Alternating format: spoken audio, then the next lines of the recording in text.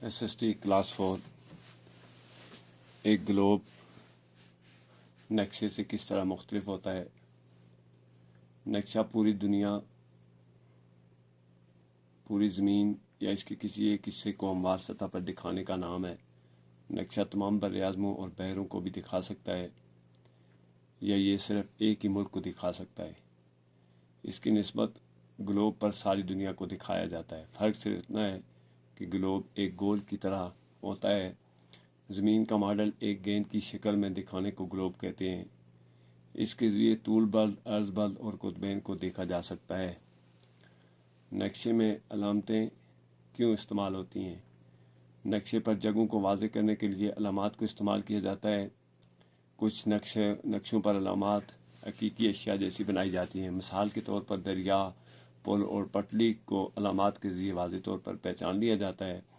इसके अलावा गोल छोटा दायरा कस्बा, छोटा चकोर शहर और लकीरें सरहद को ज़ाहिर करती हैं। नक्शे पर अलामात का इस्तेमाल वाज़ेह पहचान के लिए किया जाता है।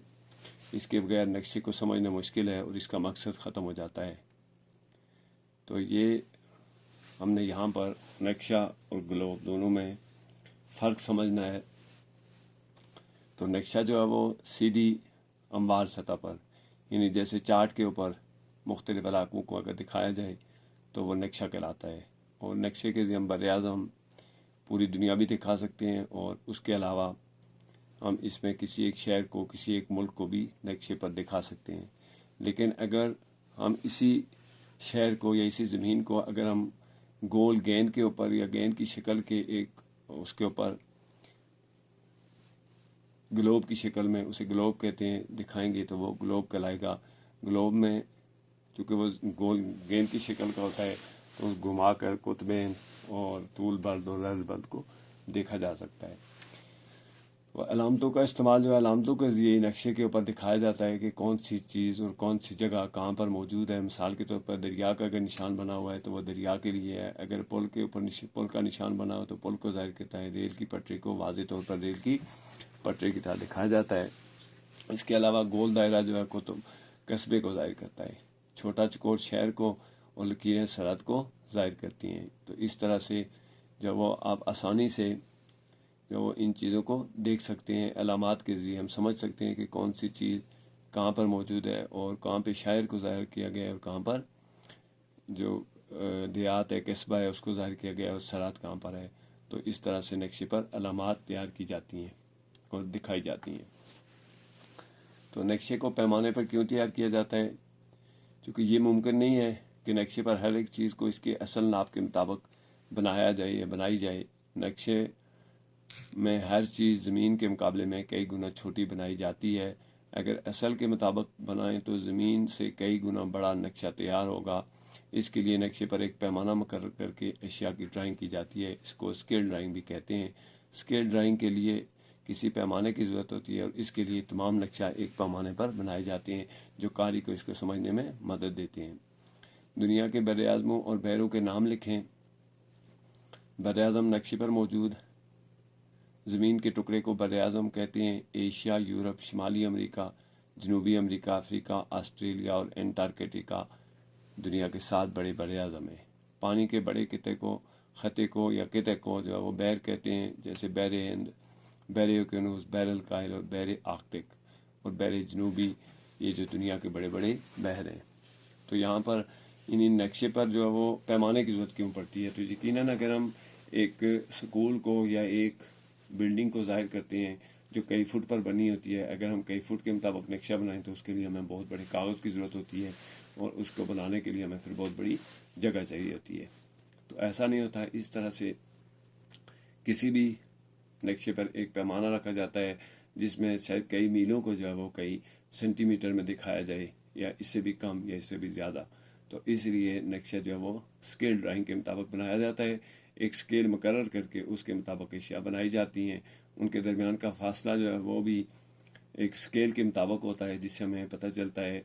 और जो पैमाना मुकर्रर किया जाता है जब हमें वो मालूम होता है तो हमें पता चल जाता है कि कौन सा दरिया जो है वह कौन सी बिल्डिंग से या कौन सी रेलवे लाइन कौन सी बिल्डिंग से कितने फासले पर मौजूद है। तो कारी को इसको समझने में आसानी होती है। अब बर्राज़म जो है वो جیسا کہ ہمیں اس کے میننگ سے پتہ چلتا ہے، بر کہتے ہیں خشکی کو اور اعظم کہتے ہیں بڑے کو. تو بر اعظم کا مطلب ہوتا ہے خشکی کا بڑا ٹکڑا، خشکی کا ایک بڑا قطع. اور ایک بر اعظم میں بہت سے ممالک شامل ہو سکتے ہیں.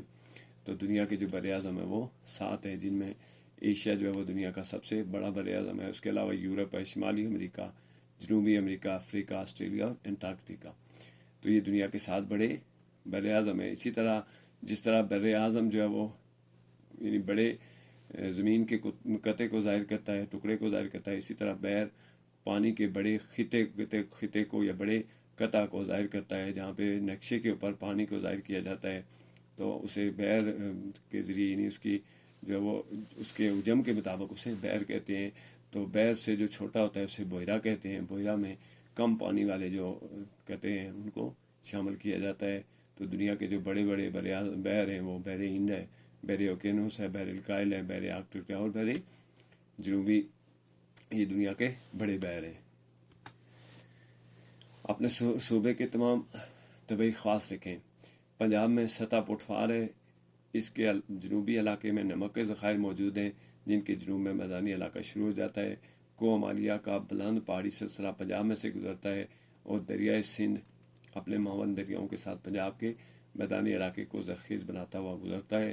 اس صوبے کا جنوب مشرقی حصہ خشک ہے اور چولستان کا صحرا کے نام سے جانا جاتا ہے. دریائے سندھ کے معاون دریاؤں کے نام لکھیں. دریائے سندھ ہمالیہ کے پہاڑوں سے شروع ہوتا ہے اور سندھ اور پنجاب کے میدانی علاقوں کو زرخیز بناتا ہوا گزرتا ہے. پنجاب میں اس کے معاون دریا جیلم، چناب، راوی، ستلج اس میں شامل ہوتے ہیں. یہ اس کے معاون دریا کہلاتے ہیں. اور سندھ کا میدانی علاقہ جہاں دریائے سندھ بہتا ہے سندھ کا نشیبی علاقے کہلاتے ہیں. تو چونکہ یہاں پہ اپنے صوبے کا ذکر ہے تو یہاں پہ ہم جو وہ چونکہ ہم پنجاب میں رہتے ہیں تو پنجاب کا ذکر کریں گے. اگر ہم سندھ میں رہتے ہوں تو سندھ کا ذکر کریں گے. اگر ہم KPK میں خیبر پختونخوا میں ہوں تو وہاں کا ذکر کریں گے. تو یہاں پنجاب کے حوالے سے بتایا گیا ہے کہ پنجاب میں سطح مرتفع پٹفار ہے اور نمک کے ذخائر ہیں. اس کے علاوہ میدانی علاقہ جو ہے وہ جنوب میں ہے اور کو مالیہ جو ہے وہ یعنی بلند ترین جو پہاڑی سلسلہ ہے وہ پنجاب میں سے گزرتا ہے. اس کے علاوہ معاون دریا گزرتے ہیں جو میدانی علاقے کو زرخیز بناتے ہیں. اب یہ میدانی علاقے کو نیچے دریائے سندھ کے معاون دریاؤں میں بھی یہ ذکر ہے کہ پہاڑوں سے شروع ہوتا ہے اور میدانی علاقوں کو زرخیز بناتا ہوا گزرتا ہے. تو دریا جو ہے وہ کسی علاقے کو کیسے زرخیز بناتا ہے تو ہمیں یہ ذہن میں رکھنا چاہیے کہ دریا جو ہے اس میں پہاڑی علاقوں سے اور جو دیگر نشیبی علاقے ہیں وہاں سے مٹی اور زرخیزی شامل ہوتی ہے. جب وہ میدان میں پہنچتا ہے تو وہاں پہ اس کا پھیلاؤ زیادہ ہو جاتا ہے اور سیلاب کی صورت میں یا پانی زیادہ ہونے کی صورت میں پھر وہ مٹی جو ہے وہ مختلف علاقوں میں بیٹھ جاتی ہے. اس میں مختلف قسم کے معدنیات شامل ہوتے ہیں، مختلف قسم کی نمکیات شامل ہوتی ہیں جو فصلوں کو اگانے کے لیے مفید ہوتی ہیں. تو اس طرح سے ہم کہہ سکتے ہیں کہ وہ کسی میدانی علاقے کو زرخیز بناتا ہے. تو دریائے سندھ ہے اس میں دریائے جیلم، چناب، راوی اور ستلج یہ بھی دریائے سندھ میں شامل ہو جاتے ہیں. معاون کا مطلب ہوتا ہے مددگار، جو کسی دریا کو بڑا ہونے میں، اس کے پانی کی مقدار زیادہ ہونے میں اس کی مدد کرتے ہیں، وہ معاون دریا کہلاتے ہیں. تو اس طرح سے یہ تمام پنجاب میں سے اس کے ساتھ شامل ہو جاتے ہیں دریائے سندھ کے ساتھ. اور پھر اس طرح دریائے سندھ جو ہے وہ سندھ کے نشیبی علاقوں میں شامل ہوتا ہوا اور وہاں پہ میدانی علاقوں کو زرخیز کرتا ہوا سمندر میں شامل ہو جاتا ہے. لوگ زمین کو کیسے تبدیل کر سکتے ہیں، مثالوں سے واضح کریں. تو زمین کو جو زمین اللہ تعالیٰ کی جو بنائی ہوئی زمین ہے اس میں مختلف قسم کے خواص موجود ہیں. تو تمام علاقے ایک جیسے نہیں ہوتے لیکن ہم ان کو تبدیل کر سکتے ہیں. یعنی کسی پہاڑی علاقے کو ہم اگر اس کو میدان میں تبدیل کریں یا چھوٹے چھوٹے میدانوں میں تبدیل کریں تو اس طرح سے ہم وہاں پہ فصلیں اگا سکتے ہیں.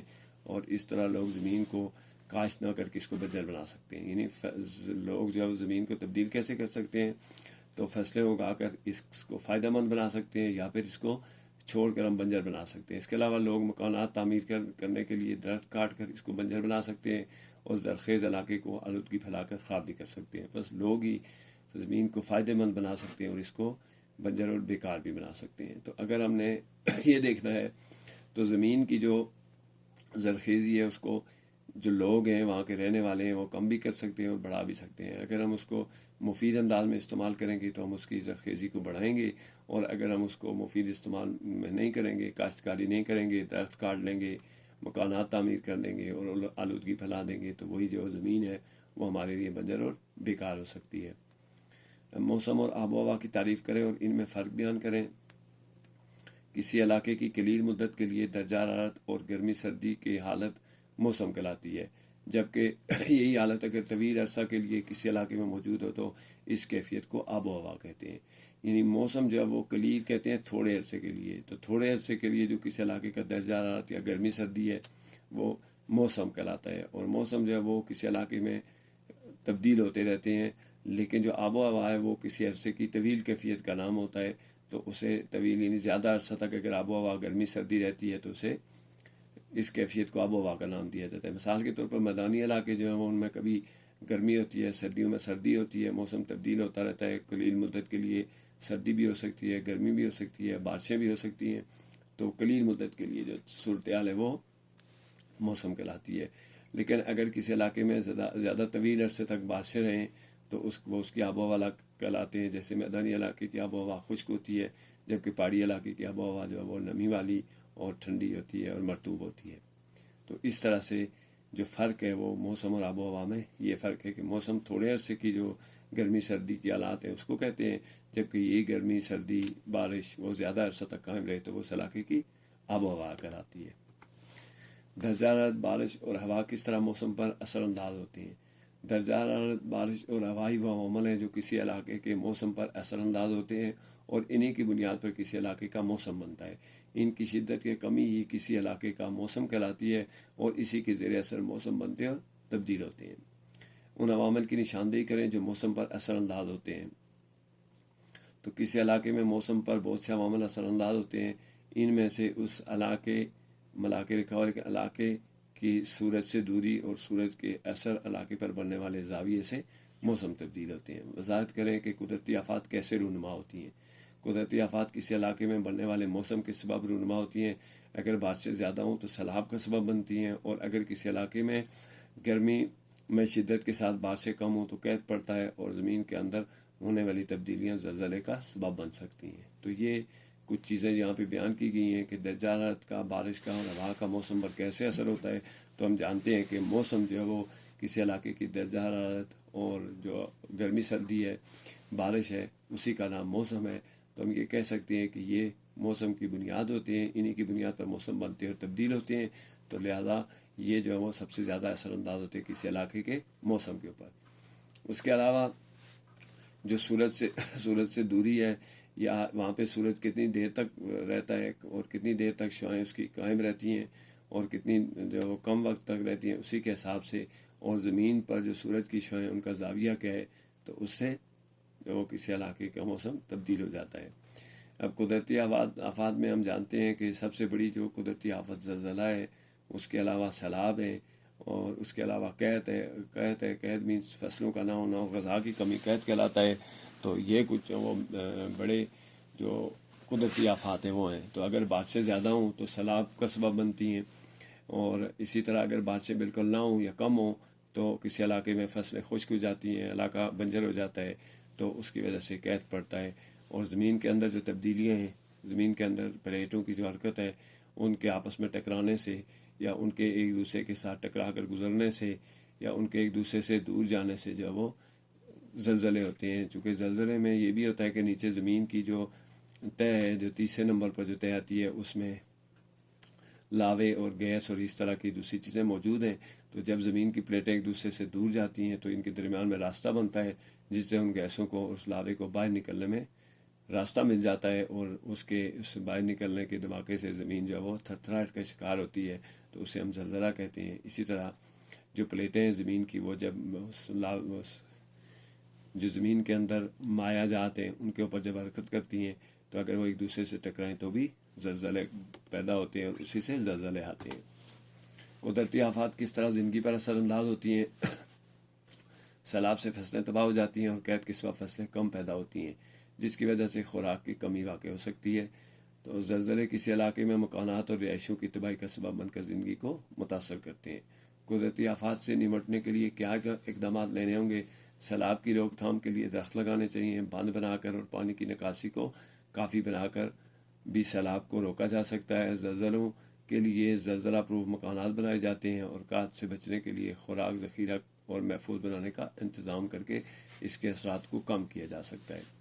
تو سیلاب جو ہے وہ اگر کسی علاقے میں سیلاب آ جائے یعنی زندگی کیسے متاثر ہوتی ہے، تو جب سیلاب آتا ہے تو فصلیں تباہ ہوتی ہیں، یا سیلاب نہ ہو، بارشیں کم ہو تو قحط پیدا ہو جاتی ہے، فصلیں تباہ ہو جاتی ہیں، اور یہ جو فصلیں تباہ ہوتی ہیں اس سے خوراک کی کمی ہوتی ہے، اس طرح سے انسانی زندگی جو ہے وہ متاثر ہوتی ہے۔ تو قدرتی آفات اس طرح سے زندگی پر اثر انداز ہوتی ہیں، مکانات تباہ ہو جاتے ہیں، رہائشیں تباہ ہو جاتی ہیں، جنگلی حیات جو ہے وہ تباہ ہو جاتی ہے، ان کے مسکن تباہ ہو جاتے ہیں، جانور جو ہیں ان کا نقصان ہوتا ہے، وہ سیلاب میں بہہ جاتے ہیں، تو پھر انسانی زندگی پر اس طرح سے قدرتی آفات اثر انداز ہوتی ہیں۔ اب جو سب سے بڑی قدرتی آفت ہے جو پاکستان میں جس کا زیادہ تر جو وہ لوگ شکار ہوتے ہیں وہ سیلاب ہے۔ تو سیلاب کے لیے درخت لگانے چاہیے۔ درخت جو ہے وہ پانی کے بہاؤ کو روکتے ہیں اور اس کی رفتار کو کم کرتے ہیں۔ اسی طرح بند بنائے جاتے ہیں اور پانی کو روکا جاتا ہے۔ اس کے علاوہ پانی کے جو راستے ہیں ان کو صاف رکھا جائے تو پانی پھر جو ہے وہ رکاوٹ بن کے کسی علاقے میں داخل نہیں ہوتا، تو اس طرح سے روکا جا سکتا ہے۔ زلزلوں کے لیے جو ہے وہ زلزلے کی پہلے سے پیشگوئی کی جانی چاہیے کہ سوری پھر زلزلہ پروف، جیسے کہ جاپان میں جو زلزلے زیادہ آتے ہیں تو وہاں پہ ایسے مکانات ہیں جو زلزلے کے جھٹکے کی وجہ سے گرتے نہیں ہیں، تباہ نہیں ہوتے اور لوگوں کو جو وہ نقصان نہیں ہوتا ہے۔ تو اگر سیلاب آئے اور جو وہ روک تھام کرنی ہے تو پھر اس کے لیے یہ ہے کہ خوراک کو ذخیرہ کر کے محفوظ بنایا جائے، تاکہ اگر کبھی سیلاب آئے تو لوگوں کی زندگیاں کم سے کم متاثر ہوں اور لوگوں کو نقصان اس سے کم ہو۔ مدر ذیل اصطلاحات کی وضاحت کریں۔ آبادی اور آبادی کی گنجانیت۔ کسی علاقے میں فی مربع کلومیٹر افراد کی رہائش اس علاقے کی آبادی کہلاتی ہے، اور اگر یہ آبادی اگر اس مخصوص شرح اور سہولیات سے زیادہ ہو تو آبادی کی گنجانی کہلاتی ہے۔ وضاحت کریں کہ پاکستان کے صوبوں میں یکساں آبادی کیوں نہیں ہے۔ تو پاکستان کے تمام جو صوبے ہیں میں سہولیات جن میں تعلیم، صحت اور ذرائع آمد و رفت یکساں نہیں ہیں، اس وجہ سے ان صوبوں اور ان کے شہروں کی آبادی یکساں نہیں ہے۔ پاکستان میں آبادی میں ہونے والے اضافے کی وجہ سے پیدا ہونے والے مسائل کی فہرست بنائیں۔ تو پاکستان میں آبادی میں اضافے سے صحت، تعلیم اور ذرائع آمد و رفت، ذرائع مواصلات اور رہائش کی سہولتوں میں کمی جیسے مسائل جنم لے رہے ہیں۔ ان کے لیے مناسب پیش بندی ضروری ہے۔ تو آبادی کسے کہتے ہیں؟ تو کسی علاقے میں فی مربع کلومیٹر جو لوگ بستے ہیں وہ آبادی کہلاتے ہیں۔ اگر یہ آبادی کسی علاقے میں ایک مخصوص شرح سے زیادہ ہو، جو وہاں پہ سہولیات ہیں اس سے زیادہ ہو، تو وہ پھر آبادی کی گنجانی کہلاتی ہے۔ تو پاکستان میں چونکہ تمام صوبوں میں اور تمام شہروں میں سہولیات ایک جیسی نہیں ہیں، کہیں پر تعلیم کی سہولیات زیادہ ہیں، صحت کی اسپتال زیادہ ہیں، تو وہاں پہ جو ہے وہ لوگوں کی رہائش پھر جو ہے وہ حد سے زیادہ ہو جاتی ہے ان سہولیات کی وجہ سے، اور ذرائع آمد و رفت کی وجہ سے بھی فرق پڑتا ہے۔ جہاں پہ ذرائع آمد و رفت زیادہ ہوتے ہیں، سہولیات زیادہ ہوتی ہیں، وہاں پہ لوگ زیادہ آباد ہوتے ہیں۔ تو یہی وجہ ہے کہ یہاں شہروں کی آبادی ایک جیسی نہیں ہے، بلکہ کہیں زیادہ اور کہیں پہ کم ہے۔ تو آبادی میں اضافے سے جو مسائل پیدا ہوتے ہیں، تو کسی بھی ملک میں کسی بھی علاقے میں اگر آبادی حد سے زیادہ ہو تو وہاں پہ بہت سے مسائل پیدا ہو جاتے ہیں۔ مثال کے طور پر اسپتالوں میں جگہ کم ہو جاتی ہے، اسپتالوں کے ڈاکٹرز کم ہو جاتے ہیں اس علاقے کے حساب سے۔ تو اس کے علاوہ جو اسکول ہیں ان کی تعداد کم ہو جاتی ہے، اسکولوں میں بچوں کی تعداد زیادہ ہو جاتی ہے، اساتذہ کی تعداد کم ہو سکتی ہے، پھر جو بلڈنگ ہے وہ ناکافی ہو جاتی ہے۔ تو اس طرح کے مسائل پیدا ہوتے ہیں۔ ذرائع آمد و رفت، گاڑیوں پہ، بسوں پہ، ان پہ جو ہے وہ زیادہ لوگ سواری کرتے ہیں، جس کی وجہ سے ذرائع آمد و رفت میں بھی مسائل پیدا ہوتے ہیں۔ مثال کے طور پر کسی بھی بڑے شہر میں آپ دن کے اوقات میں جب اسکولوں میں چھٹی ہوتی ہے، آفس دفتروں میں چھٹی ہوتی ہے، تو وہاں پہ ذرائع آمد و رفت اور ذرائع مواصلات جو ہیں ان میں اضافہ ہوتا ہے۔ آبادی سے اضافہ ہونے سے جو مسئلہ پیدا ہوتا ہے ذرائع مواصلات ہیں، تو آپ دیکھ لیں جہاں پہ آبادی زیادہ ہوتی ہے وہاں پہ انٹرنیٹ کی سہولیت موجود ہونے کے باوجود اس کی رفتار کم ہو جاتی ہے، اور جو آپ کی ٹیلی فون کال ہیں وہ بھی جو ہے وہ کم ملتی ہیں، تو جس کی وجہ سے جو یہ مسائل پیدا ہوتے ہیں۔ تو ان کی مناسب پیش بندی ضروری ہے۔ یعنی آبادی کو علاقے کی سہولیات کے مطابق بنانا چاہیے، یا پھر سہولیات کو اس علاقے کی آبادی کے مطابق بڑھانا چاہیے اور ترتیب دینا چاہیے۔ روزمرہ زندگی کی ضروریات اور خواہشات میں کیا فرق ہے؟ چند مثالیں دیں۔ تو ضروریات سے مراد وہ اشیاء ہیں جو زندگی گزارنے کے لیے ضروری ہیں، جبکہ خواہشات سے مراد وہ اشیاء ہیں جن کے بغیر زندگی تو گزاری جا سکتی ہے لیکن ان کی موجودگی زندگی کو آسان اور پرتعیش بناتی ہے۔ حکومت معاشی فیصلے کیوں کرتی ہے؟ حکومت معاشی فیصلے عوام کی ضروریات کی فراہمی کو یقینی بنانے کے لیے کرتی ہے۔ حکومت معاشی فیصلوں کے ذریعے بنیادی ضروریات کا تعین کرتی ہے اور ان کو مہیا کرنے کی کوشش کرتی ہے۔ اشیاء اور خدمات کی تعریف کریں۔ اشیاء سے مراد کسی فرد کے لیے خوراک، صحت کے مراکز، تعلیمی ادارے ہیں، جبکہ ان اداروں میں فراہم کی جانے والی اشیاء کے لیے موجود سہولیات اور افراد کے کام کو خدمات کہتے ہیں، اور دونوں لازم و ملزوم ہیں۔ اب خواہشات کیا ہوتی ہیں، ضروریات کیا ہوتی ہیں؟ مثال کے طور پر کسی فرد کو زندہ رہنے کے لیے پانی کی ضرورت ہوتی ہے، اور اس کے علاوہ اس کو کھانے کی ضرورت ہوتی ہے، یعنی آٹے کی ضرورت ہوتی ہے، دالوں کی ضرورت ہوتی ہے، اور گھی کی ضرورت ہوتی ہے۔ تو یہ جو بنیادی ضروریات ہیں یہ اشیاء کہلاتی ہیں۔ اب بنیادی ضروریات سے ہٹ کے اگر کسی علاقے میں جو ہے وہ یعنی کھانے پینے کے اشیاء فراوانی ہے، تو وہاں پہ مزید جو ہے وہ اچھے کھانے اور وہ کھانوں کی جو ہے وہ مختلف قسمیں جو ہے اگر ان کی تعداد بڑھ جائے تو وہ پھر خواہشات کہلاتی ہیں۔ تو جیسے کسی علاقے میں گاڑیوں کا ہونا جو ہے وہ اشیاء ہے، لیکن اگر گاڑیوں کی ہر فرد اپنے لیے الگ سے گاڑی رکھے تو یہ پھر اس کے لیے جو ہے وہ خدمات اور اشیاء اور خدمات بنتی ہیں۔ اور یہ جو خدمات ہوتی خواہشات ہوتی ہیں، یہ اگر جب اشیاء اور خدمات کی فراوانی ہو تو پھر یہ زندگی کو آسان اور پرتعیش بناتی ہیں۔ تو معاشی فیصلے جو ہیں وہ کسی علاقے کے عوام کی سہولت دینے کے لیے جو فیصلے کیے جاتے ہیں وہ معاشی فیصلے کہلاتے ہیں، یعنی اس وہاں کی ضروریات کے مطابق جو آبادی ہے اس کے مطابق جو فیصلے کیے جائیں گے وہ بنیادی ضروریات کا تعین کرتی ہے حکومت، تو اس کے لیے معاشی فیصلے کرتی ہے۔ اب اشیاء کیا ہیں؟ تو کسی علاقے میں گاڑیوں کا ہونا اشیاء ہے، گاڑی کے لیے ڈرائیور کا ہونا، اور اس کے لیے جو وہ اس کو گاڑی کو ایک جگہ سے دوسری جگہ لے جانے کے لیے افراد ان کو خدمات کہتے ہیں۔ اسی طرح صحت کے مراکز ہیں تو یہ اشیاء ہیں، لیکن صحت کے مراکز میں دوائیوں کا ہونا یہ بھی اشیاء ہیں، لیکن ان دوائیوں کو دینے کے لیے ڈاکٹر جو موجود ہوتے ہیں، ڈسپنسر موجود ہوتے ہیں، وہ خدمات کہلاتی ہیں۔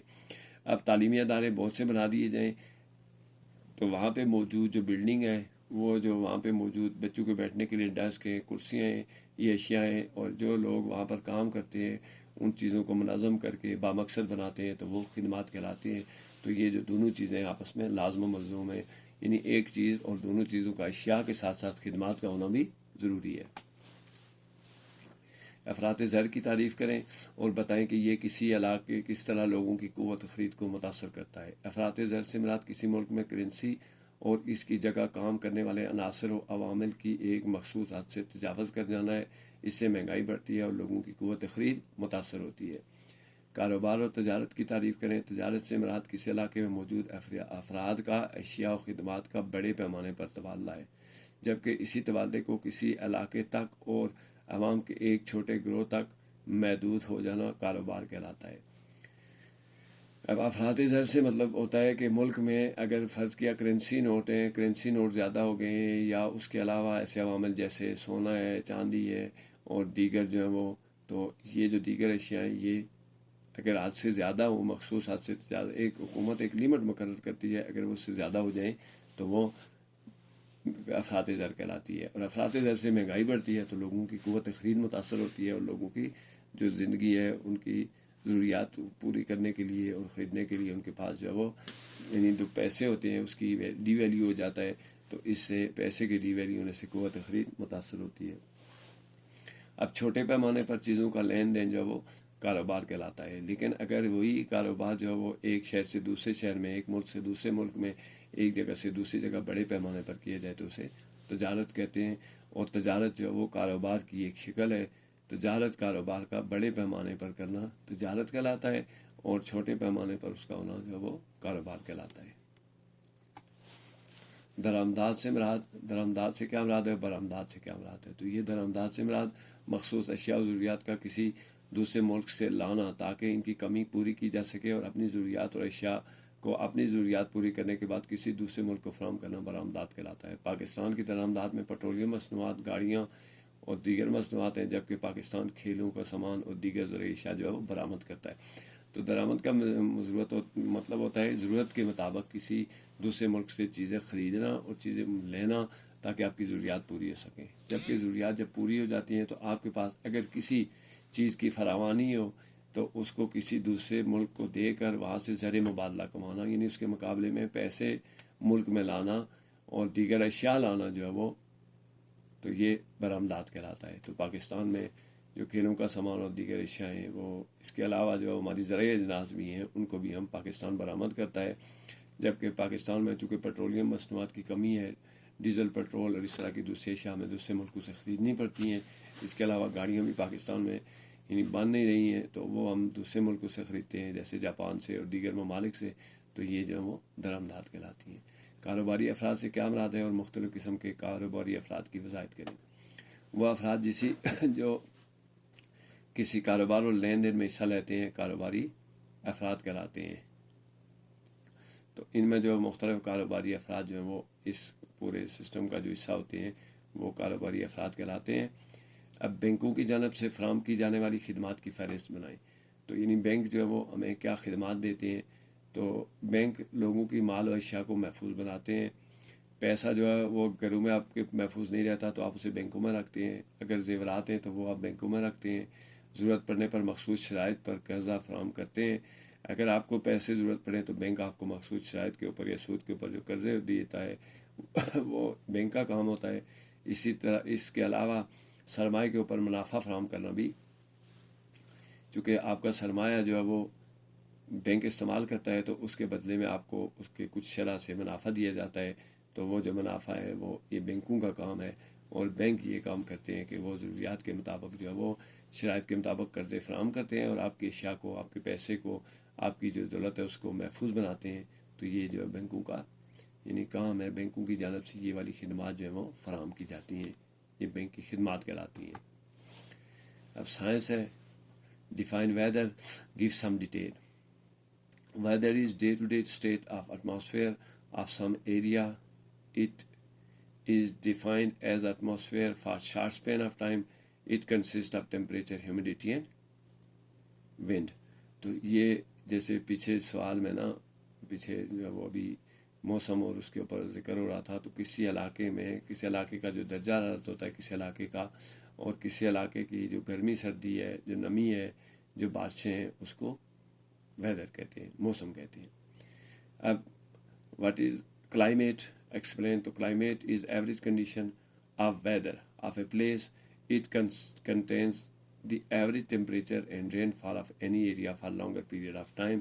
تو جو کلائمیٹ یا جو موسم ہوتا ہے، آب و ہوا ہوتی ہے، وہ کسی علاقے کی زیادہ عرصہ تک جو موسمی صورتحال ہے اگر وہ زیادہ عرصہ تک قائم رہتی ہے، یعنی گرمی، سردی، بارشیں، ہوا میں نمی، ہوا کا جو تناسب ہے، ہوا کے چلنے کا تناسب جو ہے وہ، چونکہ ہوائیں چلنے سے کسی علاقے میں موسم ٹھنڈا ہوتا ہے، اور اگر ہوائیں جو وہ رک جائیں تو گرم ہو جاتا ہے۔ تو اس طرح سے یہ جو اشیاء، یہ جو چیزیں ہیں، اگر زیادہ عرصہ تک کسی علاقے میں ایک جیسی رہتی ہیں تو وہ پھر اس علاقے کا کلائمیٹ کہلاتا ہے اور اس علاقے کی آب و ہوا کہلاتی ہے۔ جو موسم ہے وہ کم عرصے تک گرمی سردی اور جو درجہ حرارت ہے اس کا جو ہے وہ متعلق موسم کہلاتا ہے، اور اگر وہی جو گرمی سردی ہے، ہوا میں نمی ہے، اور اس طرح کی جو اگر زیادہ عوامل ہیں زیادہ عرصہ تک ایک جیسے رہیں تو وہ کسی علاقے کا کلائمیٹ یا اس کا جو آب و ہوا کہلاتے ہیں۔ تو یہ فرق ہے، موسم، ڈیفائن دی ویدر اور difference between weather and climate. What is precipitation? Name some forms of precipitation. So during the process of condensation, the collection of water vapor and their fall to the ground is called precipitation. These vapors may fall in shape of rain or snowflakes. How does sun cause evaporation? The heat of sun causes the temperature rise high. This temperature changes the water into vapor in seas and on land. This is called evaporation. تو جو پریسیپیٹیشن ہے یعنی کسی علاقے میں جو نمی ہے اس میں تبدیلی، کسی علاقے میں نمی اور بارشوں کا ہونا جو ہے وہ جب کنڈنسیشن کی وجہ سے یعنی ٹیمپریچر کی وجہ سے، جب کسی علاقے میں جو پانی کے قطرے ہیں، ہوا میں جو نمی ہے اس کی مقدار کا اکٹھا ہونا اور پھر ان کا زمین کے اوپر گرنا، وہ ڈیو ڈراپس کی شکل میں ہو، بارش کی شکل میں ہو یا برف کی شکل میں ہو، یہ تینوں شکل میں جو ہے وہ اس کو ہوا کا نمی کا جو ہے وہ تناسب کہتے ہیں، وہ ہوا میں نمی کہلاتا ہے۔ ایویپوریشن ہوتی ہے ویپر بننا، ویپر مینس بخارات میں تبدیل ہونا۔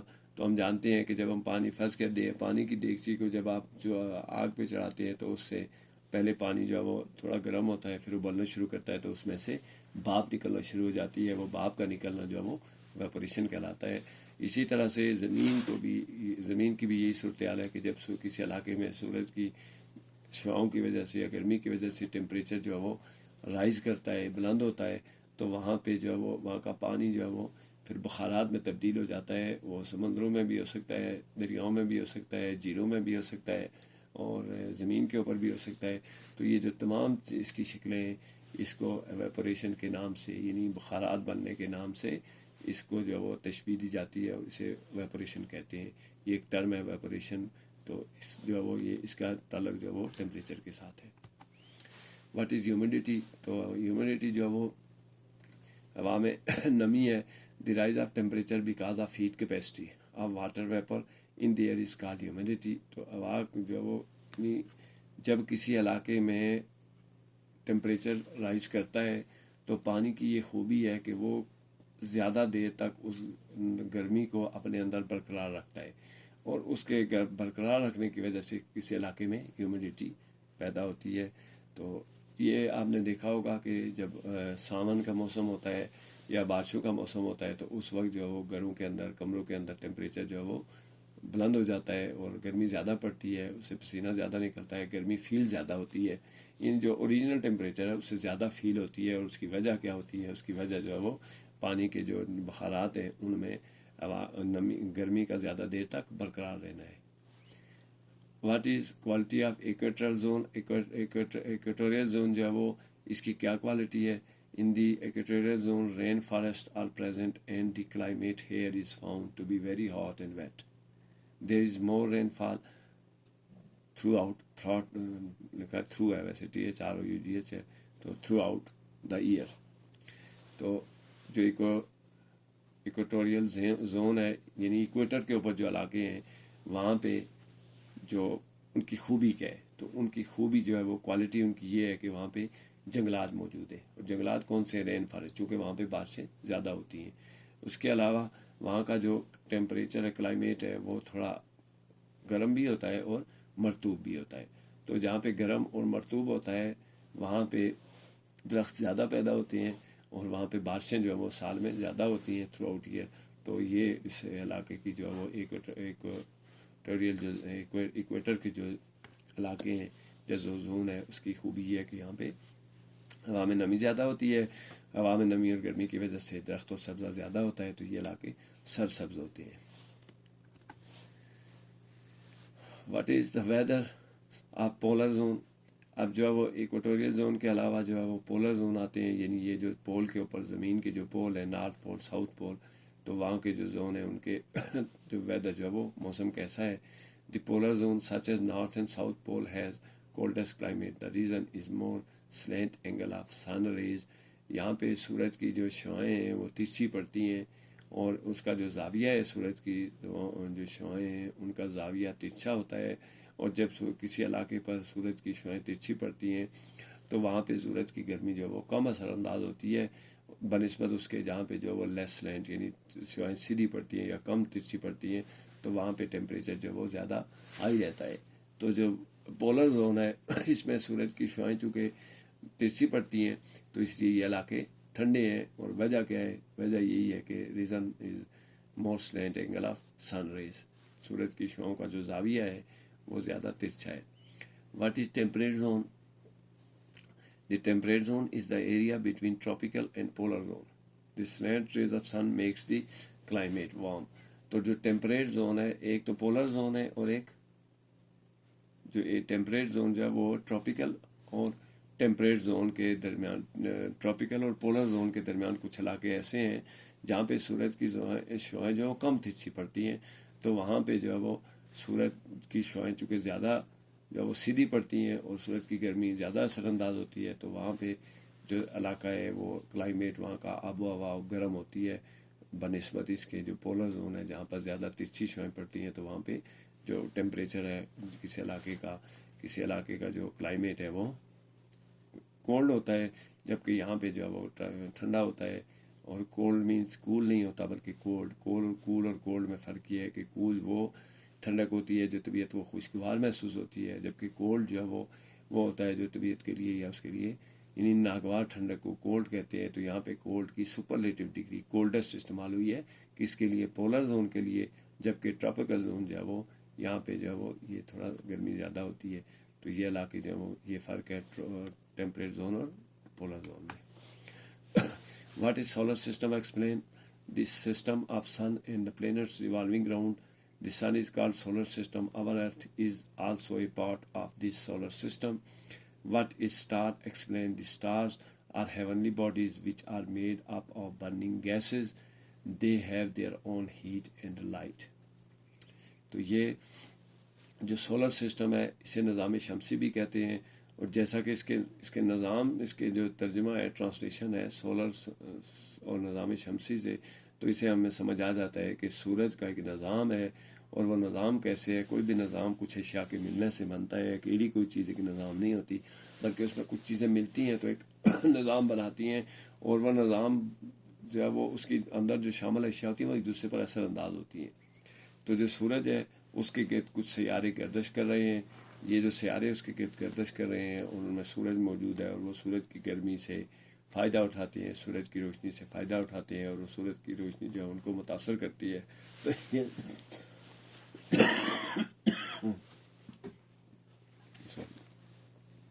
یہ کسی علاقے کا، یعنی یہ جو ہے وہ سولر سسٹم کہلاتا ہے.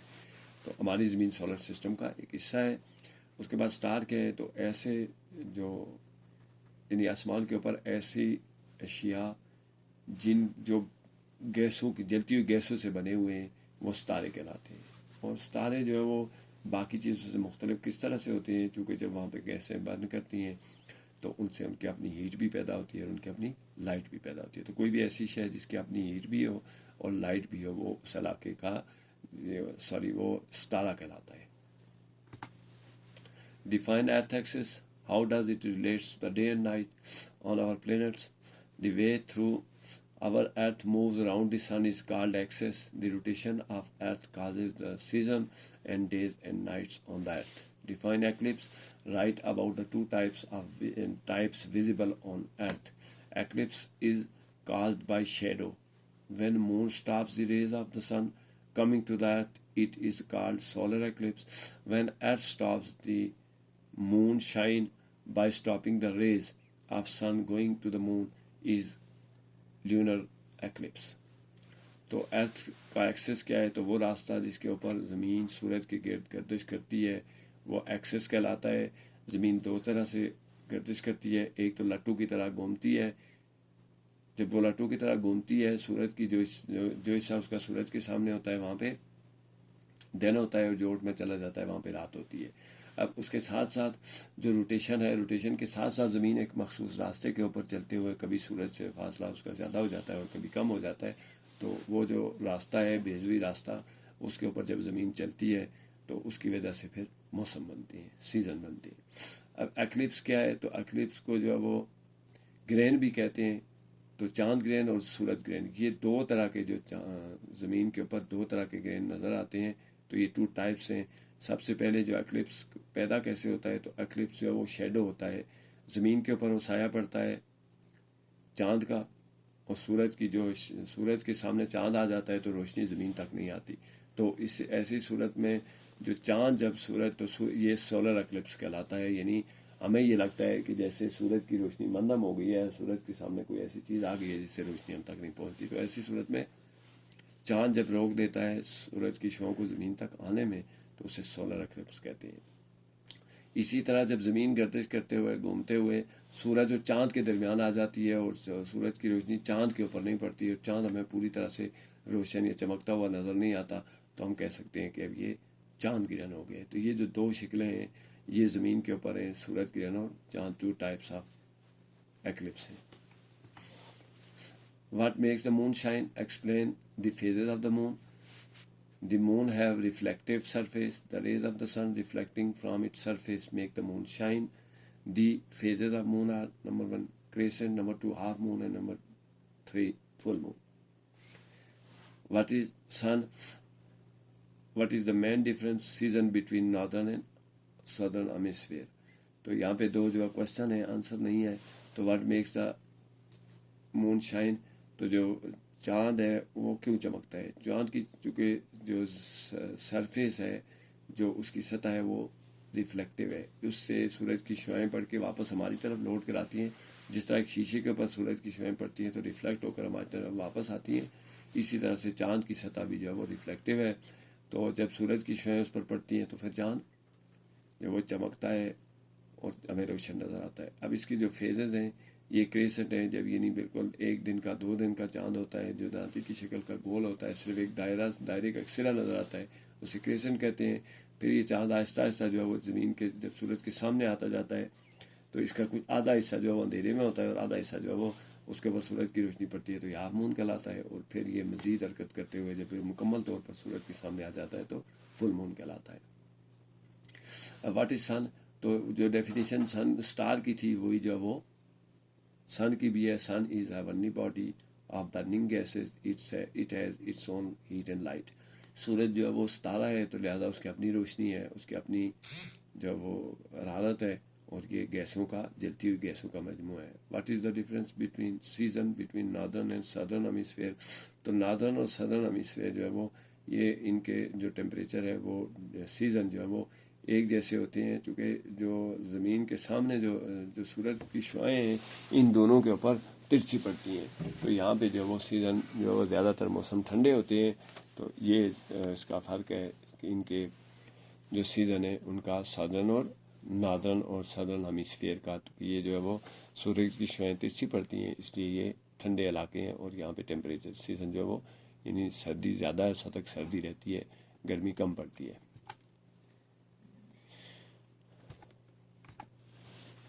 There are two opposite poles and is the same season. When the summer season is in north, there is winter season in the south region. اب یہ ناردرن اور سدرن جو ہیمسفیئر ہے وہ چونکہ یہ دو اپوزٹ پول ہیں تو لہذا ایک طرف اگر سردی پڑتی ہے تو دوسری طرف گرمی پڑتی ہے. What is solar eclipse? تو سورج گرہن کیا ہے؟ when the moon comes between the earth and the sun and makes the sun dark, it is called solar eclipse. یعنی جو سورج گرہن ہے وہ اس صورت میں ہوتا ہے جب چاند حرکت کرتے ہوئے زمین اور سورج کے درمیان میں آ جاتا ہے تو یہ سورج کی شعاؤں کو زمین تک آنے سے روک لیتا ہے. ایسی صورت میں ہمیں سورج کم روشن نظر آتا ہے تو اس کو ایسی حالت کو سولر ایکلپس یا سورج گرہن کہتے ہیں. What is lunar eclipse? تو when the earth comes between sun and moon and makes the moon dark, this is called lunar eclipse. تو جب دوسری صورت کیا ہوتی ہے کہ جب زمین حرکت کرتے ہوئے سورج اور چاند کے درمیان میں آ جاتی ہے اور چاند سورج کی روشنی جو چاند مکمل طور پر چاند کے اوپر نہیں پڑتی، ایسی صورت میں جو ہے وہ چاند کم روشن نظر آتا ہے اور ڈارک ہو جاتا ہے. تو ایسی حالت میں جو ہے وہ اس کو جو چاند گرہن کہتے ہیں. یعنی چاند جو ہے وہ اس پہ روشنی کم پڑتی ہے تو وہ کم روشن نظر آتا ہے. جب سورج کم روشن نظر آتا ہے تو سورج گرہن ہوتا ہے، اور جب چاند کم نظر آتا ہے تو چاند گرہن ہوتا ہے. What is mask? ماسک کیا ہے؟ Mask is a folded piece of cloth and thin material which stops dust and other particles coming to nose and mouth is called mask. تو ماسک جو ہے وہ فولڈیڈ پیس آف کلاتھ ہے یا کوئی بھی تھن مٹیریل ہے، اس کو استعمال کیا جاتا ہے تو اس سے ماسک بنتا ہے. اور ماسک کا کام کیا ہے کہ یہ گرد اور جو دوسرے پارٹیکل ہیں ان کو ناک اور منہ تک آنے سے روکتے ہیں. تو جو ماسک ہے اس کے استعمال کا مقصد بھی یہی ہوتا ہے کہ ماسک کے استعمال سے ہمیں جو ہے ہم اپنے آپ کو ڈسٹ اور دیگر پارٹیکل سے، دیگر جو ذرات ہیں جو ہماری صحت کے لیے نقصان دہ ہو سکتے ہیں ان کو ہم اپنے منہ اور ناک سے جو وہ اندر داخل ہونے سے روک سکتے ہیں. تو ایسی جو کوئی بھی ایسا پیس آف کلاتھ اور تھن مٹیریل جو اس مقصد کے لیے استعمال ہو ماسک کہلاتا ہے. What is thermometer? What is digital thermometer? تو تھرمومیٹر کیا ہے؟ Thermometer is a small glass tube filled with mercury and marks scale on it. The same become digital thermometer if the display is digital on it.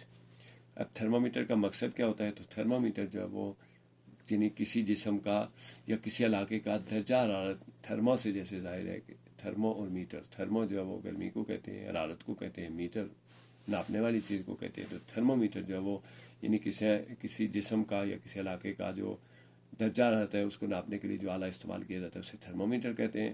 اب جو thermometer ہوتا کیسے ہے؟ تو یہ ایک شیشے کی ٹیوب ہوتی ہے جس میں مرکری بھری ہوئی، یعنی اس میں پارا بھرا ہوا ہوتا ہے، اور اس کے اوپر اسکیل بنے ہوئے ہوتے ہیں جس سے ہم پتہ چلتا ہے کہ کتنے ڈگری جو ہے وہ کس علاقے کا ٹیمپریچر ہے، کتنا فارنہائٹ ہے، یا جسم میں ڈاکٹر آپ نے دیکھا ہوگا آپ کے منہ میں جو ہے وہ جب بخار ہوتا ہے تو وہ گلاس کی ٹیوب جو ہے وہ رکھ کے تو پھر اسکیل دیکھ کے بتاتا ہے کہ بخار کتنے ڈگری کتنے فارنہائٹ کا ہے.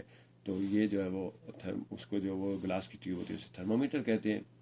اب یہ تھرمومیٹر کی دو شکلیں ہو سکتی ہیں. ایک تو ہے کہ شیشے کی ٹیوب کے اوپر سے جو ہے وہ بنے ہوئے ہیں اسکیل بنا ہوا ہے وہ تھرمومیٹر ہے، اور اگر اسی کے ساتھ ڈیجیٹل یعنی ہندسوں میں اگر وہ آپ کے جسم کا درجہ حرارت یا علاقے کا درجہ حرارت کو ظاہر کرے تو وہ اس کے جو ظاہر جو شکل ہے اس کی وہ تھرمومیٹر کی جو یہ شکل ہے یہ ڈیجیٹل تھرمومیٹر کہلاتا ہے. تو یہ فرق ہے تھرمومیٹر میں، جو نارمل تھرمومیٹر ہے وہ اور جو تھرمومیٹر ہے یعنی ڈیجیٹل تھرمومیٹر ہے، دونوں میں یہ فرق ہے. How can we make envelope look attractive? The envelope can be made attractive by decoration and use of crayons on the envelope. What is technology? Technology is the application of science to invent useful tools which make our lives easier. تو ہم لفافے کو کیسے attractive بنا سکتے ہیں؟ تو کسی بھی چیز کو اٹریکٹیو بنانے کے لیے اس کو ڈیکوریٹ کیا جاتا ہے، اس کے اوپر مختلف رنگ استعمال کیے جاتے ہیں، اسے خوبصورت بنایا جاتا ہے. اور ہم جانتے ہیں کہ کسی بھی چیز کی خوبصورتی جو ہے وہ ہماری آنکھوں کو، ہماری نظر کو، ہمارے دل کو بھلی لگتی ہے جب اسے دیکھتے ہیں. تو یہ جو ہے وہ جو بھلا لگنا ہے وہ اٹریکٹیو کہلاتا ہے. تو جو ہم ڈیکوریٹ کرتے ہیں لفافے کو، اس طرح سے ہم ڈیکوریٹ کر کے اس کو اٹریکٹیو بنا سکتے ہیں. اب ٹیکنالوجی کیا ہے؟ تو ٹیکنالوجی جو ہے وہ اپلیکیشن آف سائنس ہے. جب آپ سائنسی ہم طریقہ کار کو استعمال کریں گے، سائنس کو استعمال کرتے ہوئے ہم کوئی مفید آلہ ایجاد کرتے ہیں جو ہماری زندگی کو آسان بنائے تو وہ ٹیکنالوجی کہلاتا ہے. یعنی سائنس کا استعمال عام زندگی میں یا عام اشیاء کے اوپر ان کو مفید بنانے کے لیے یہ ہماری زندگی کو جو آسان بنائے وہ ٹیکنالوجی کہلاتا ہے. What should we do when we are unwell? When we are unwell, we should wear mask, keep washing hands, and take the balanced diet to keep us fit, so that we can fight the germs. What is use of antiseptic solution and disinfectants, alcohol? So these are used to clean the sound to stop the germs from spreading. It keeps us safe from the diseases and illness. تو جب ہم بیمار ہوں یعنی ہماری طبیعت ٹھیک نہ ہو تو ہمیں کیا کرنا چاہیے؟ کون سی احتیاطی تدابیر کرنی چاہیے؟ تو ہمیں سب سے پہلے ماسک پہننا چاہیے تاکہ ڈسٹ اور جو دوسرے جرمز ہیں وہ ہمارے ناک اور منہ کے ذریعے ہمارے جسم میں داخل نہ ہوں. پھر ہمیں اپنے ہاتھ دھوتے رہنا چاہیے، چونکہ ہاتھوں سے جو ہے وہ جب ہم ماسک پہن کے ہم بچ سکتے ہیں تو پھر جب ہم کھانا کھائیں گے یا کوئی تو اس کی وجہ سے بھی جراثیم آ سکتے ہیں ہاتھوں کے ذریعے. تو ہمیں ہاتھ دھونے چاہیے. اس کے علاوہ ہمیں اپنی غذا کا خیال رکھنا چاہیے تاکہ ہم فٹ رہ سکیں اور وہ جو بیماری کے جراثیم ہیں ان کے خلاف ہماری مدافعت پیدا ہو سکے. اب اینٹی سلوشن اور ڈس انفیکٹنٹ الکوہل جو ہے اس کا کیا استعمال کیا ہے؟ تو یہ استعمال کیے جاتے ہیں ہمارے کلین اراؤنڈ ہمارے ارد گرد کو، ہماری آواز کو تو ساؤنڈ تو نہیں، اراؤنڈ جو ہے وہ ہو سکتا ہے، ارد گرد کو صاف کرنے کے لیے وہ اینٹی سیپٹک اور ڈس انفیکٹنٹ الکوہل استعمال کیے جاتے ہیں، اسپرے کیے جاتے ہیں. یہ جراثیم کو پھیلنے سے روکتے ہیں اور یہ ہمیں بیماریوں سے محفوظ رکھتے ہیں. اور جب ہم بیماریوں سے محفوظ رہتے ہیں تو اس کا مطلب ہوتا ہے کہ ہمیں یعنی جو جراثیم ہیں ان کو اگر روکا جائے تو پھر بیماریوں کو کم کیا جا سکتا ہے. تو یہ ہمیں بیماریوں النس ڈیزیز دونوں جو ہے وہ بیماری ہی ہے، تو اس سے جو ہے ہمیں محفوظ رکھ سکتے ہیں. اب انگلش فور ہے. Why do you think the second adviser suggest that Javed Rana should take a foreigners representative because he thought that at humane grounds the ground and want to give shelter to the poor, old women and men. Which statement is true about the group of foreigners? تو پہلی والی false ہے، دوسری والی بھی false ہے، تیسری والی ٹرو ہے، چوتھی والی فالس ہے. یہ بک کے اوپر اسٹیٹمنٹ دی ہوئی ہیں ان کے متعلق ہے. تو صرف جو وہ جاوید رانا کو جو ایڈوائزر ہے وہ کیوں کہتا ہے کہ وہ فارنرز کو جو ہے وہ یعنی بیرونی جو مندوب ہیں یا جو دوسرے لوگ ہیں ان کو اپنے ساتھ رکھے، تو وہ اس کو ہیومن گراؤنڈ کے اوپر جو ہے وہ انسانیت کے گراؤنڈ کے اوپر اور ہمدردی کے گراؤنڈ کے اوپر یہ کرنا چاہتا ہے تاکہ غریبوں کو جو ہے وہ شیلٹر مل سکے اور عورتوں اور بچوں کو اور جو مرد ہیں ان کو پناہ میسر آ سکے اور ان کو بچایا جا سکے. in addition to live in the land. What else did the foreigners want from Javed Rana? The foreigner want a piece of land to earn living and freedom to live on their own religion and custom and traditions. Or what kind of person was Javed Rana? تو Javed Rana was the kind-hearted and sympathetic person. تو جو وہ زمین کے علاوہ باقی کیا چیزیں مانگتے ہیں جو فارنر ہیں، وہ جو یہاں پہ آنا چاہتے ہیں، جہاں پر آ کر رہنا چاہتے ہیں، تو وہ جاوید رانا سے کیا چیزیں مانگتے ہیں؟ تو کسی بھی فارنر کو جو ہے وہ صرف زمین کے ٹکڑے کی ضرورت نہیں ہوتی، بلکہ اس کو آزادی کی بھی ضرورت ہوتی ہے. یعنی کسی بھی انسان کو کسی جگہ پر رہنے کے لیے اس کے لیے زمین کا ٹکڑا کافی نہیں ہوتا، اس کے لیے ایک گھر، ایک مکان اور ایک ملک، ایک جگہ کافی نہیں ہوتی، بلکہ اس کو آزادی بھی چاہیے ہوتی ہے. آزادی کون سی چاہیے ہوتی ہے؟ دو طرح کی آزادیاں انسان کے لیے بڑی اہم ہیں اور بڑی قیمتی ہیں. ان میں ایک ہے مذہبی آزادی اور دوسرا اپنے جو رسوم و روایات ہیں، جو رواج ہیں، ان پہ چلنے کی آزادی. تو جاوید رانا سے جو ہے وہ یہ دو چیزیں مانگی جاتی ہیں. یہ جو کوئی بھی سبق ہوتا ہے اس کے کچھ اخلاقی سبق ہوتے ہیں. یہاں پہ جو اخلاقی سبق یہ ہے کہ مذہبی آزادی اور روایات اور اپنی مرضی سے زندگی گزارنے کی آزادی دنیا کی سب سے بڑی آزادی ہے. کہیں پہ بھی آپ رہیں، اگر آپ کو یہ دو آزادیاں میسر ہیں تو زمین کے ٹکڑا اگر کم ہو یا زیادہ اس سے کوئی فرق نہیں پڑتا. لیکن اگر یہ دونوں آزادیاں نہیں ہیں تو آپ کو پورا ملک بھی دے دیا جائے تو آپ کے لیے کوئی معنی نہیں رکھتا ہے. مذہبی آزادی، مذاہب کے مطابق زندگی گزارنا اور اپنی رواج اور رسومات کے مطابق زندگی گزارنے کی آزادی سب سے بڑی آزادی ہے. یہی چیز جو فارنر جاوید رانا سے مانگ رہے تھے. اب جاوید رانا کی دو خوبیاں ہیں، کائنڈ-ہارٹیڈ ہے اور سمپیتھیٹک ہے. تو کسی بھی انسان کو کائنڈ-ہارٹیڈ ہونا چاہیے، اس کو نرم دل ہونا چاہیے، اس کے دل میں لوگوں کے جو ہے وہ یعنی ہمدردی کے جذبات ہونے چاہیے اور اس کو ہمدرد ہونا چاہیے. اگر یہ دو خوبیاں کسی بھی انسان میں ہیں تو اس کا مطلب ہے کہ وہ ایک اچھا انسان ہے. تو جاوید رانا کی جو یہاں پہ جو وہ یعنی بتائی گئی ہیں، خوبیاں بتائی گئی ہیں کہ وہ کیا ہیں. ایک تو کائنڈ-ہارٹیڈ ہے اور سمپیتھیٹک ہے. تو ہمیں بھی چاہیے کہ ہم کائنڈ-ہارٹیڈ ہوں، دوسرے کے متعلق اچھے خیالات رکھیں اور ان کے متعلق ہمدردی رکھیں. تو یہ جو دو خوبیاں ہیں انسان کی سب سے بڑی دو خوبیاں ہوتی ہیں. What kind of people was Piraeus? They were humble and traditional people. They were peaceful people. Do you think we should treat all foreigners like Javed Rana treated the Persian? Yes, I think we should treat the foreigner as Javed Rana do. تو یہاں پہ جو پائریسز ہیں، جو Persian علاقے کے رہنے والے جو لوگ ہیں، ان کی یعنی وہ کس قسم کے لوگ ہیں؟ تو یہاں پہ آپ دیکھیں کہ سب سے پہلی خوبی عمل ہے، ٹریڈیشنل ہے، ٹھیک، اور پیسفل ہے. تو یہ جو کچھ خوبیاں ہیں یہ ان لوگوں میں موجود تھیں. عمل ہونا، عاجز ہونا، دوسروں کی بات کو نرمی سے سننا، اس کی بات کو تسلیم کرنا اور اپنی بات کو اچھے انداز میں کہنا، یہ عمل کہلاتا ہے. اب ٹریڈیشنل ہوتا ہے اپنی روایات پہ پکے لوگ، یعنی جو مذہبی روایات ہیں ان کو قائم رکھنے والے، جو اچھائی کی روایات ہیں ان کو قائم رکھنے والے ٹریڈیشنل ہوتے ہیں. پھر اس کے علاوہ پیسفل ہونا انسان کی سب سے بڑی خوبی ہے. تو یہ جو ہے وہ لوگ بھی پیسفل تھے، یعنی پرامن تھے، خود بھی امن سے رہتے تھے، دوسروں کو بھی امن سے رہنے دیتے تھے. تو یہ جو خوبیاں یہ پرشین لوگوں کی ہیں. اس کے بعد کیا ہمیں جو فادرز ہیں اس کا ایسے ہی کرنا چاہیے جیسے پرشین لوگوں کا جاوید رانا نے کیا ہے؟ تو یہ پرشین ہوں یا ہمارے علاقے کے لوگ ہوں یا ہمارے پڑوس کے لوگ ہوں، ہمیں چاہیے کہ ہمیں ان کو بالکل جاوید رانا نے جس طرح سے ان کو ٹریٹ کیا ہے ہمیں بھی ان کو ایسے ہی ٹریٹ کرنا چاہیے. ہمیں ان کے ساتھ نرمی سے پیش آنا چاہیے، ہمیں ان کے ساتھ ہمدردی کرنی چاہیے، ہمیں ان کا خیال رکھنا چاہیے اور ان لوگوں کے ساتھ ہمیں بھی بہت پیسفل رہنا چاہیے، ہمبل رہنا چاہیے اور ٹریڈیشنل رہنا چاہیے. ان لوگوں کو بھی اسی طرح سے ٹریڈیشنل اور ہمبل رہنا چاہیے. What are some of the ways in which we can be hospitable to people who visit us at our homes? We should respect them, give them opportunities to live peacefully and freely. Peacefully ہے، peaceful نہیں ہے، peacefully ہے. اور opportunities کا جو ہے وہ spelling O double P ہوتی ہے. تو یہ ہمیں موقع دینے چاہیے. اس کے علاوہ what are some achievements؟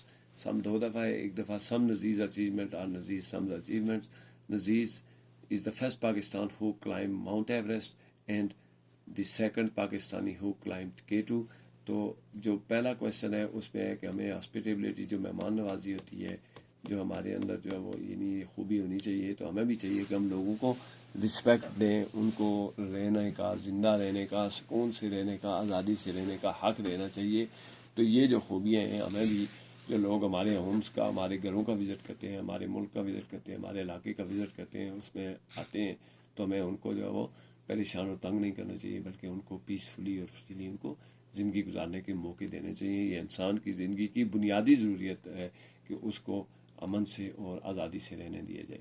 اب نذیر اچیومنٹ کون سی ہیں؟ تو Nazir is the first Pakistani who climb Mount Everest. Mount Everest یاد رکھیں دنیا کی بلند ترین چوٹی جو وہ ماؤنٹ ایوریسٹ ہے، تو وہ یہ پہلا پاکستانی تھا جس نے ماؤنٹ ایوریسٹ کی چوٹی کو سر کیا، اس کی چوٹی پر پہنچا، وہاں پہ کامیابی کے جھنڈے گاڑے۔ اس کے بعد دوسرا پاکستانی ہے جس نے K2 کو سر کیا، K2 کی بلندی تک پہنچا۔ تو یہ جو ہے وہ ماؤنٹ ایوریسٹ کی چوٹی تک پہنچنا اور K2 کی چوٹی تک پہنچنا دو بڑے اعزاز ہیں۔ یہ جو ماؤنٹینئرز ہوتے ہیں ان کی کے لیے بڑے اعزاز ہوتا ہے، یہ کسی بھی ملک کے لیے بھی وہ بڑی احترام اور پہچان ہوتے ہیں۔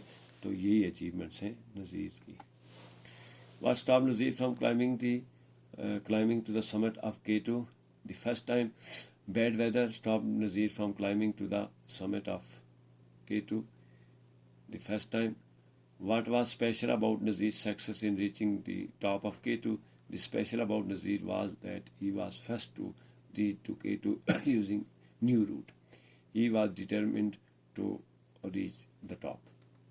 تو پہلی دفعہ جب نذیر نے جو ہے وہ کوشش کی کہ وہ اس کی K2 کی چوٹی تک پہنچے، تو کیا وجہ تھی کہ نہیں پہنچ سکا؟ تو اس کی وجہ یہ ہے، ہم جانتے ہیں کہ پہاڑوں کے اوپر، پہاڑی چوٹیوں کے اوپر برف باری بہت زیادہ ہوتی ہے اور وہاں پہ موسم اچانک تبدیل ہو جاتا ہے، اور وہ موسم جو ہے وہ بڑی شدت کا ہوتا ہے اور بہت عرصے تک وہ موسم جو ہے وہ وہاں کا خراب رہتا ہے۔ تو یہی ہوا تھا، جب وہ پہلی دفعہ گیا تو موسم خراب تھا، تو اس وجہ سے وہ پہلی دفعہ K2 کی چوٹی تک نہ پہنچ سکا۔ اب جو دوسری دفعہ جب وہ K2 کی چوٹی تک پہنچا تو اس کی کیا خاص وجہ تھی؟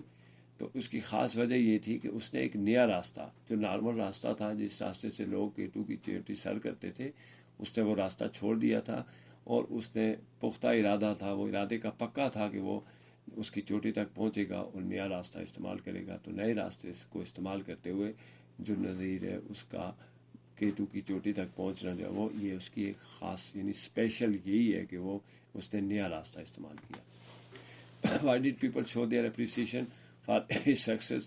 People all over the world congratulate Nazir for his success. How did people show? تو لوگوں نے کیسے جو اپریشیٹ کیا؟ تو پوری دنیا کے لوگوں نے اس کو کنگریجولیٹ کیا، اس کے لیے میسیج بھیجے، اس کو یعنی جو پلیٹ فارم ان کو مہیا تھا اس کے اوپر انہوں نے اس کی تعریف کی، اور اس کے اس عمل کو جو K2 کی چوٹی تک وہ پہنچا تھا اس کو سراہا، اور اس کو اچھے الفاظ سے جو ہے وہ اس کو یاد کیا۔ اور یہی اس کے لیے جو ہے وہ کسی بھی شخص کے لیے جو بڑی اعزاز کی بات ہوتی ہے، اس کی تعریف کرنا اور اس کو اچھے الفاظ سے یاد کرنا، اس کی کامیابی کو سراہنا، یہ جو ہے وہ اعزاز کی بات ہوتی ہے۔ اس کے بعد what are some the great thing Nazir is doing for his country? Nazir جو اس کے علاوہ کون سے اور کام ہیں جو نذیر کر رہا ہے اپنے ملک کی اس کے لیے گریٹ تھنگس جو کر رہا ہے خاص کام؟ تو وہ he is head of Alpine Club and adviser to the tourism for northern areas. تو وہ الپائن کلب کا ہیڈ ہے، الپائن کلب وہ چلا رہا ہے، اور وہاں پہ جو ہے وہ لوگوں کو جو ہے وہ گائیڈ لائن دی جاتی ہے، ایڈوائز کیا جاتا ہے، جو ٹورزم ہے اس کو فروغ دیا جاتا ہے، خاص طور پر ناردرن ایریاز جو ہے اس پہ لوگوں کو جانے کے لیے اور ان کو گائیڈ کرنا اور ان علاقوں کی جو ٹورزم ہے اس کو پروموٹ کرنا، یہ الپائن کلب کے ذریعے اور اس کے نذیر کا جو یہ خاص خوبی ہے کہ اس نے ناردرن ایریاز کی جو ٹورزم ہے اس کو پروموٹ کیا ہے۔ How does Fanny become a spoiled child? Fanny جو ہے وہ کس طرح سے اسپائلڈ چائلڈ یعنی جو ہے وہ ایک خراب بچہ بن گیا، ایک ایسا بچہ جس کی تربیت اچھی نہیں ہے یا جو اچھا بچہ نہیں ہے۔ She has been ill for long and mother did not stop her for anything and became spoiled. What bad habits she had picked up? Did people like the way she behaved? She had picked up the bad habit of saying I don't want to. The people did not like the way she behaved. تو فینی جو ہے وہ ایک بچہ ہے جو اسپائلڈ ہو گیا ہے۔ ایک وہ بچے ہوتے ہیں جو اچھے بچے ہوتے ہیں، فرما بردار بچے ہوتے ہیں، تو وہ اس طرح کا بچہ نہیں تھا۔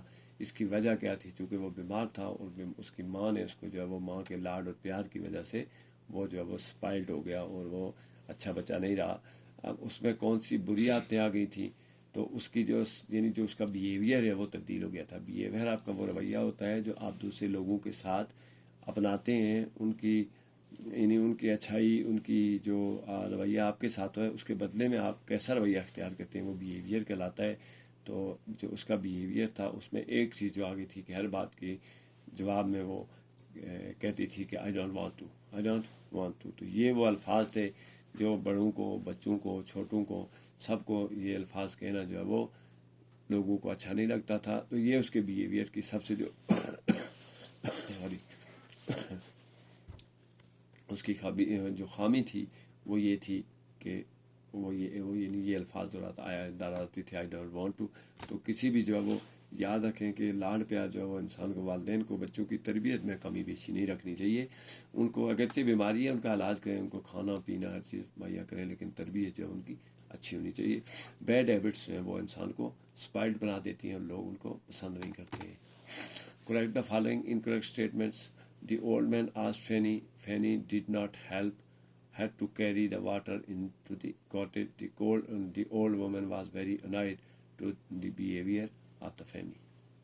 تو یہ جو ہے وہ جو کچھ اسٹیٹمنٹ ہے تو ان کے بارے میں جو ہے وہ یعنی بوڑھی عورت جو اس کو مدد کے لیے کہتی ہے تو وہ اس کی مدد کوئی نہیں کرتی ہے، اور وہ اس کو پانی جو ہے اسے کہتی ہے کہ مجھے پانی جو ہے وہ میرے کاٹیج تک پہنچا دے، میری جھونپڑی تک، تو وہ اس کی مدد کوئی نہیں کرتی ہے، جس کی وجہ سے وہ جو بوڑھی ہے وہ بہت پریشان ہوتی ہے اور اس کو یہ رویہ اس کا پسند نہیں آتا ہے۔ Did Fanny really want to turn down Jane's invitation? How can you tell? No, she do not want to turn down Jane's invitation as she liked the dolls best. I don't want to, said Fanny, and made her mother stare in surprise.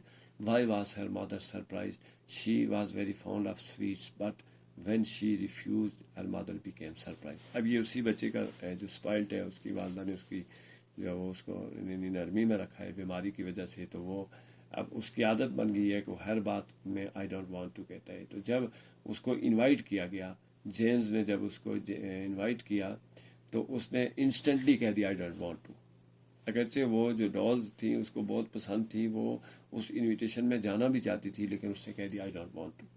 تو یعنی وہ intentionally اس کی جو invitation ہے اس کو reject نہیں کرنا چاہتی تھی، لیکن وہ جو اس کی عادت بن گئی تھی اس کی وجہ سے جو وہ اس نے اس کو اس کی دعوت کو رد کر دیا، یہ الفاظ استعمال کرتے ہوئے آئی ڈونٹ وانٹ ٹو۔ اب اس کے ساتھ اگلا کویشچن ہے I don't want to said Fanny and made the mother stare in surprise.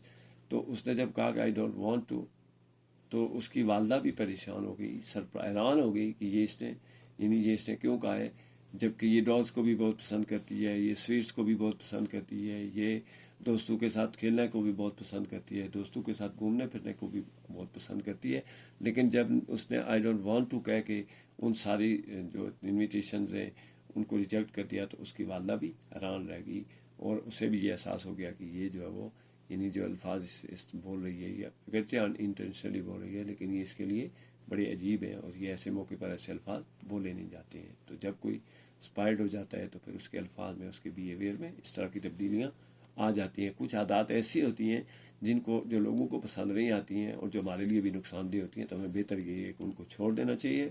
والدین اور اساتذہ کی ذمہ داری ہے کہ اگر اس عادات کسی میں ہیں تو ان کو چھڑانے کی کوشش کی جائے۔ When the old woman visited Fanny's that night, what bargain did she make with her?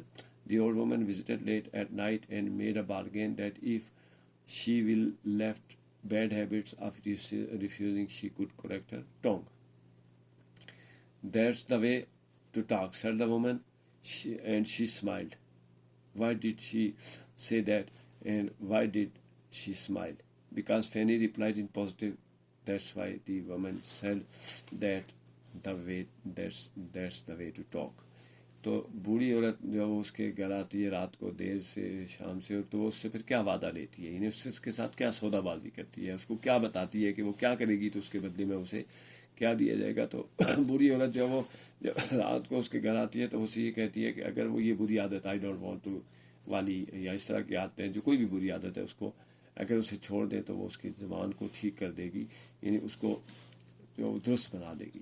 تو جو اصل مقصد یہ ہے کہ جب آپ بری عادت کو چھوڑتے ہیں تو اس کے بدلے میں لوگ آپ سے پھر اچھے انداز میں پیش آتے ہیں، اور جیسے ہی اس نے پازیٹیو وے میں رسپانس کیا ہے تو بوڑھی عورت جو وہ خوش ہو گئی ہے، وہ مسکرائی ہے، اور وہ مسکرائی کیوں ہے؟ کیونکہ اس نے پہلی دفعہ وہ اکثر جو وہ اس کا جو رپلائی ہوتا تھا وہ نیگیٹو ہوتا تھا، وہ نیگیٹو بیہیویئر تھا اس کا، تو جب اس نے وہ پازیٹیو بیہیویئر میں جواب دیا تو بوڑھی عورت بھی جو ہے وہ اس کے پازیٹیو جو بیہیویئر ہے اس پہ اسمائل کرتی ہے، اور اسمائل کرنا جو ہے وہ اس چیز کی نشانی ہوتی ہے کہ کوئی کسی کو پسند کرتا ہے اور کسی پہ جو ہے وہ خوش ہے۔ تو اس لیے جب اس نے کہا کہ that's the way to talk, یعنی آئی ڈونٹ وانٹ ٹو کہنے کے بجائے یہ جو یس کا ہے دیٹس وے ٹو ٹاک، تو یہ جو طریقہ ہے بات کرنے کا۔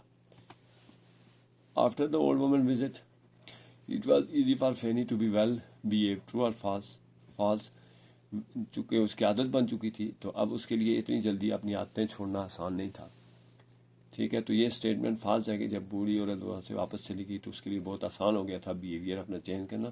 تو بیہیویئر جو ہوتے ہیں، یعنی آپ جب کسی ایک بات کو دہراتے ہیں، ایک بات کو اپناتے ہیں تو وہ آپ کی عادت بن جاتی ہے، اور جب وہ عادت بار بار دہرائی جاتی ہے تو خصلت بن جاتی ہے، اور خصلت جو ہوتی ہے یعنی نیچر بن جاتی ہے۔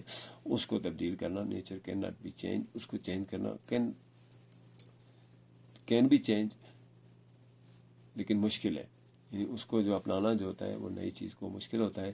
تو اسی لیے یہ فالس اسٹیٹمنٹ ہے۔ Which do you think was easier for Fanny pick up the bad habits of waving I don't want to, or breaking the bad habit? Why?